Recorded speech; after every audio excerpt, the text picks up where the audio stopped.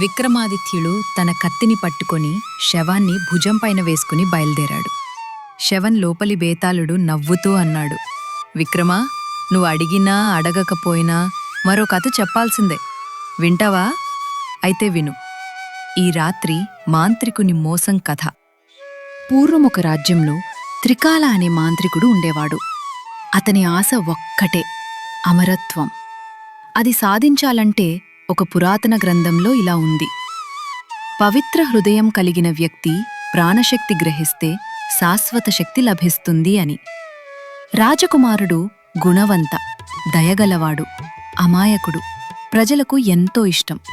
మాంత్రికుడు ఒకరోజు రాత్రి రాజభవనంలోకి ఒక పండితుడిలా రూపం మార్చుకుని వచ్చి ఇలా అన్నాడు, మహారాజా, మీ కుమారుడి జాతకంలో దుష్టగ్రహం ఉంది.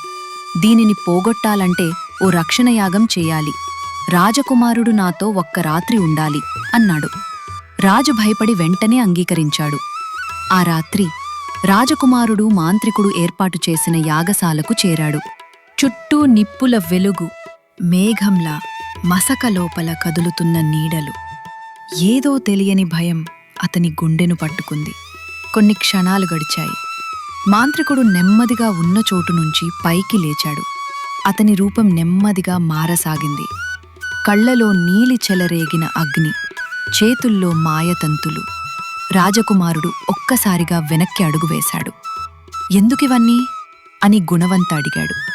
మాంత్రికుడు కోపంతో నవ్వుతూ, నీ ప్రాణశక్తి నాదైతే నాకు ఎప్పటికీ మరణం ఉండదు.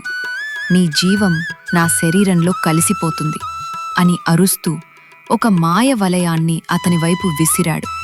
కాని ఆ క్షణంలోనే గుణవంత మెడలో వేలాడుతున్న చిన్న రక్షా తాయెత్తు ఆకస్మాత్తుగా వెలిగింది.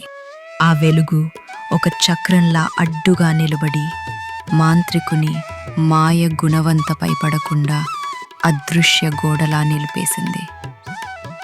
తరువాత జరిగింది మాత్రం ఆశ్చర్యమే.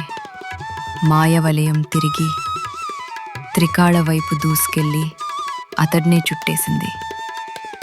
చాలా ఏళ్లుగా సేకరించిన అతని దుష్టశక్తులు అదే క్షణంలో అతనిపై పడి యాగకుండలోకి లాగేశాయి. కొద్దిసేపటికే సర్వశక్తిమంతుడిని కావాలని ఎన్నాళ్ల నుండో కలలుగన్న త్రికాల తన మాయలోనే కాలిబూడిదయ్యాడు. గుణవంత మాత్రం రక్షా తాయెత్తు వెలుగులో సురక్షితంగా నిలిచిపోయాడు.